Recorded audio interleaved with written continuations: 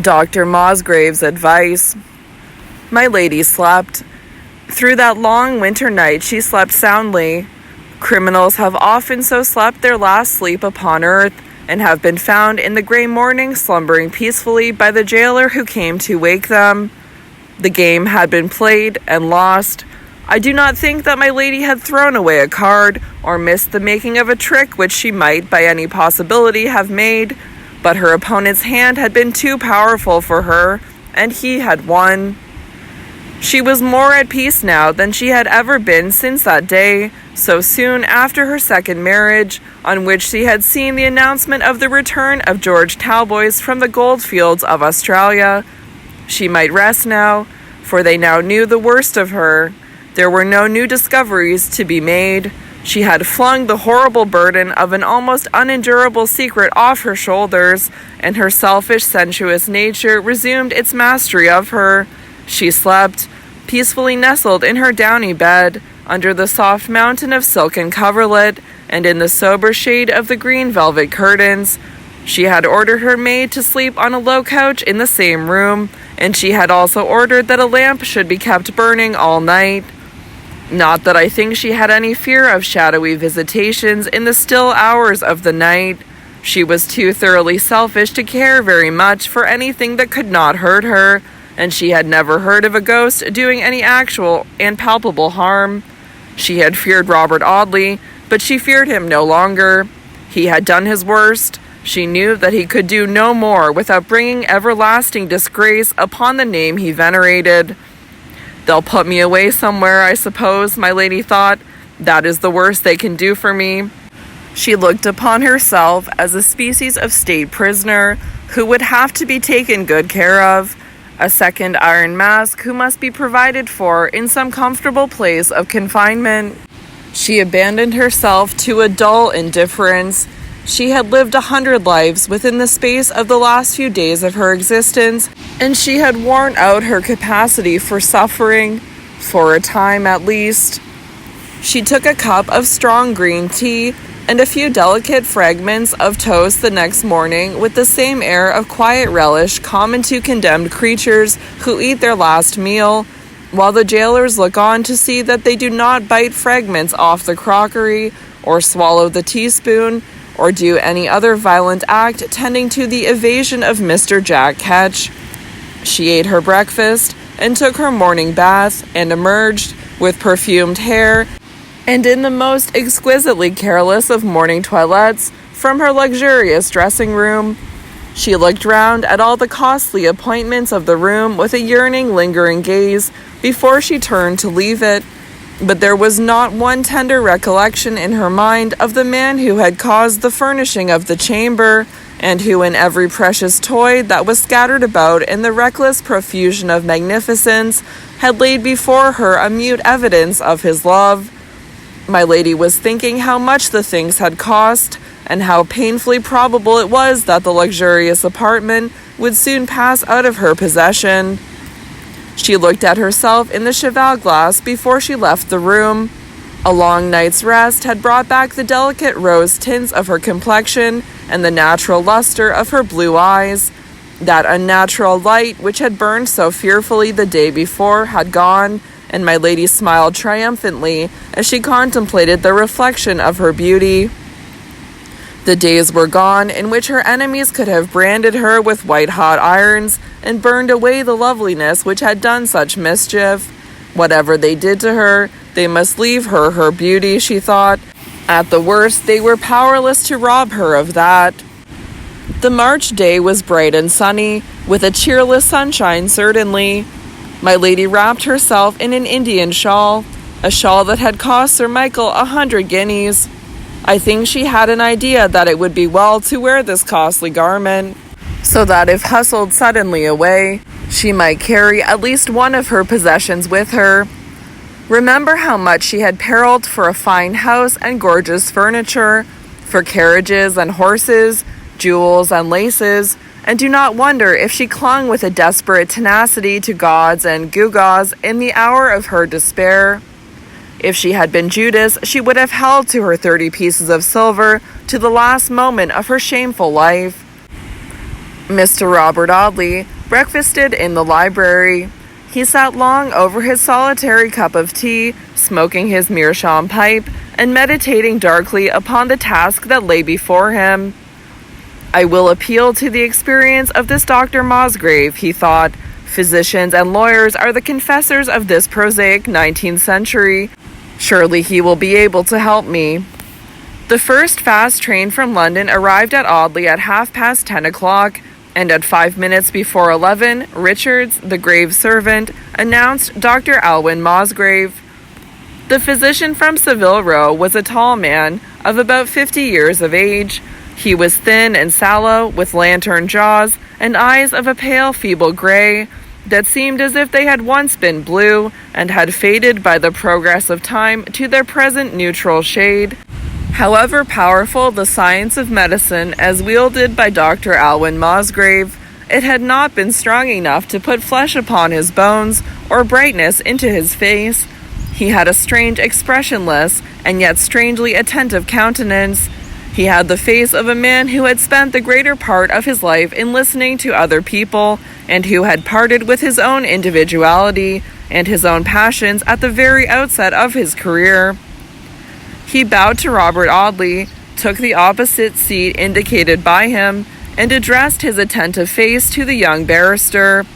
Robert saw that the physician's glance for a moment lost its quiet look of attention and became earnest and searching. He is wondering whether I am the patient, thought Mr. Audley, and is looking for the diagnoses of madness in my face. Dr. Mosgrave spoke as if in answer to this thought. "It is not about your own health that you wish to consult me," he said interrogatively. "Oh, no." Dr. Mosgrave looked at his watch, a 50-guinea Benson-made chronometer, which he carried loose in his waistcoat pocket as carelessly as if it had been a potato. "I need not remind you that my time is precious," he said. "Your telegram informed me that my services were required in a case of danger, as I apprehend, or I should not be here this morning." Robert Audley had sat looking gloomily at the fire, wondering how he should begin the conversation, and had needed this reminder of the physician's presence. "You are very good, Dr. Mosgrave," he said, rousing himself by an effort, "and I thank you very much for having responded to my summons. I am about to appeal to you upon a subject which is more painful to me than words can describe. I am about to implore your advice in a most difficult case, and I trust, almost blindly, to your experience to rescue me, and others who are very dear to me, from a cruel and complicated position." The businesslike attention in Dr. Mosgrave's face grew into a look of interest as he listened to Robert Audley. "The revelation made by the patient to the physician is, I believe, as sacred as the confession of a penitent to his priest?" Robert asked gravely. "Quite as sacred." "A solemn confidence, to be violated under no circumstances?" "Most certainly." Robert Audley looked at the fire again. How much should he tell, or how little, of the dark history of his uncle's second wife? "I have been given to understand, Dr. Mosgrave, that you have devoted much of your attention to the treatment of insanity." "Yes, my practice is almost confined to the treatment of mental diseases." "Such being the case, I think I may venture to conclude that you sometimes receive strange and even terrible revelations." Dr. Mosgrave bowed. He looked like a man who could have carried, safely locked in his passionless breast, the secrets of a nation, and who would have suffered no inconvenience from the weight of such a burden. "The story which I am about to tell you is not my own story," said Robert after a pause. "You will forgive me, therefore, if I once more remind you that I can only reveal it upon the understanding that under no circumstances or upon no apparent justification is that confidence to be betrayed." Dr. Mosgrave bowed again, a little sternly perhaps this time. "I am all attention, Mr. Audley," he said coldly. Robert Audley drew his chair nearer to that of the physician, and in a low voice began the story which my lady had told upon her knees in the same chamber upon the previous night. Dr. Mosgrave's listening face turned always towards the speaker, betrayed no surprise at that strange revelation. He smiled once, a grave, quiet smile, when Mr. Audley came to that part of the story which told of the conspiracy at Ventnor, but he was not surprised. Robert Audley ended his story at the point at which Sir Michael Audley had interrupted my lady's confession. He told nothing of the disappearance of George Talboys, nor of the horrible suspicions that had grown out of that disappearance. He told nothing of the fire at the Castle Inn. Dr. Mosgrave shook his head gravely when Mr. Audley came to the end of his story. "You have nothing further to tell me," he said. "No, I do not think there is anything more that need be told," Robert answered, rather evasively. "You would wish me to prove that this lady is mad, and therefore irresponsible for her actions, Mr. Audley," said the physician. Robert Audley stared wondering at the mad doctor. By what process had he so rapidly arrived at the young man's secret desire? "Yes, I would rather, if possible, think her mad. I should be glad to find that excuse for her. And to save the esclandre of a chancery suit, I suppose, Mr. Audley," said Dr. Mosgrave. Robert shuddered as he bowed in assent to this remark. It was something worse than a chancery suit that he dreaded, with a horrible fear. It was a trial for murder that so long had haunted his dreams. How often he had awoke in an agony of shame from a vision of a crowded courthouse and his uncle's wife in a criminal dock, hemmed in on every side by a sea of eager faces. "I fear that I shall not be of any use to you," the physician said quietly. "I will see the lady if you please, but I do not believe that she is mad." "Why not?" "Because there is no evidence of madness in anything that she has done. She ran away from her home because her home was not a pleasant one, and she left it in the hope of finding a better. There is no madness in that. She committed the crime of bigamy because by that crime she obtained fortune and position. There is no madness there. When she found herself in a desperate position, she did not grow desperate. She employed intelligent means, and she carried out a conspiracy which required coolness and deliberation in its execution. There is no madness in that. But the taints of hereditary insanity may descend to the third generation and appear in the lady's children, if she have any. Madness is not necessarily transmitted from mother to daughter. I should be glad to help you if I could, Mr. Audley, but I do not think there is any proof of insanity in the story you have told me. I do not think any jury in England would accept the plea of insanity in such a case as this. The best thing that you can do with this lady is to send her back to her first husband, if he will have her." Robert stared at the sudden mention of his friend. "Her first husband is dead," he answered. "At least he has been missing for some time, and I have reason to believe that he is dead." Dr. Mosgrave saw the startled movement and heard the embarrassment in Robert Audley's voice as he spoke of George Talboys. "The lady's first husband is missing," he said, with a strange emphasis on the word. "You think that he is dead." He paused for a few moments and looked at the fire, as Robert had looked before. "Mr. Audley," he said presently, "there must be no half-confidences between us. You have not told me all." Robert, looking up suddenly, plainly expressed in his face the surprise he felt at these words. "I should be very poorly able to meet the contingencies of my professional experience," said Dr. Mosgrave, "if I could not perceive where confidence ends and reservation begins. You have only told me half this lady's story, Mr. Audley. You must tell me more before I can offer you any advice. What has become of the first husband?" He asked this question in a decisive tone, as if he knew it to be the keystone of an arch. "I have already told you, Dr. Mosgrave, that I do not know." "Yes," answered the physician, "but your face has told me what you would have withheld from me. It has told me that you suspect." Robert Audley was silent. "If I am to be of use to you, you must trust me, Mr. Audley," said the physician. "The first husband disappeared. How and when? I want to know the history of his disappearance." Robert paused for some time, before he replied to this speech, but by and by he lifted his head, which had been bent in an attitude of earnest thought, and addressed the physician. "I will trust you, Dr. Mosgrave," he said. "I will confide entirely in your honor and goodness. I do not ask you to do any wrong to society, but I ask you to save our stainless name from degradation and shame, if you can do so conscientiously." He told the story of George's disappearance and of his own doubts and fears, heaven knows how reluctantly. Dr. Mosgrave listened as quietly as he had listened before. Robert concluded with an earnest appeal to the physician's best feelings. He implored him to spare the generous old man, whose fatal confidence in a wicked woman had brought such misery upon his declining years.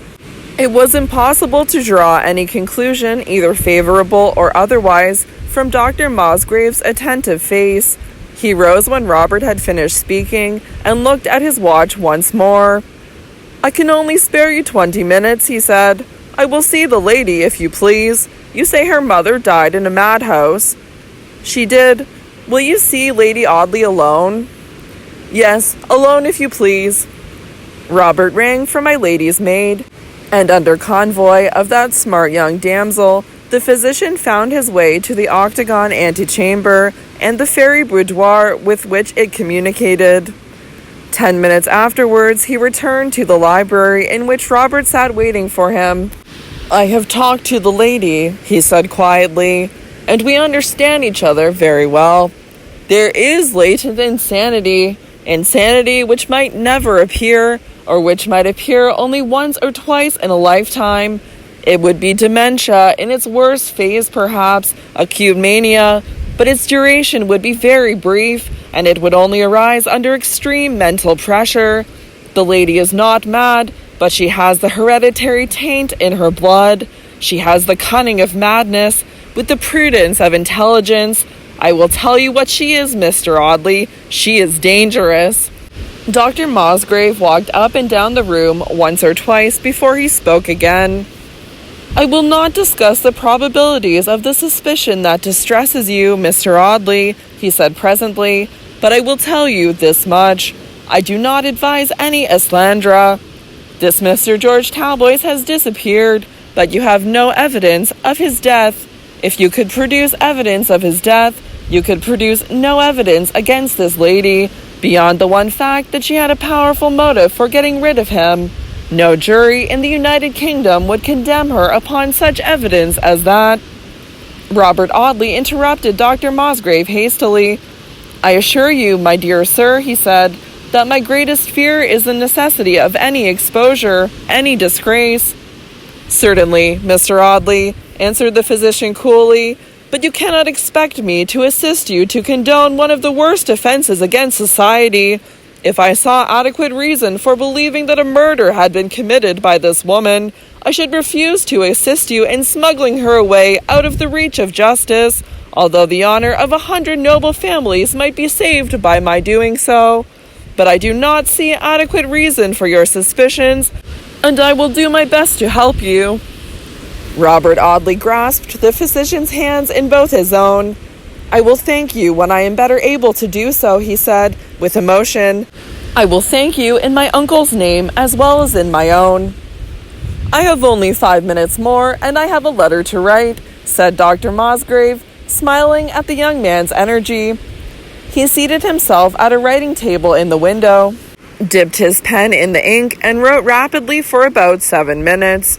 He had filled 3 sides of a sheet of notepaper when he threw down his pen and folded his letter.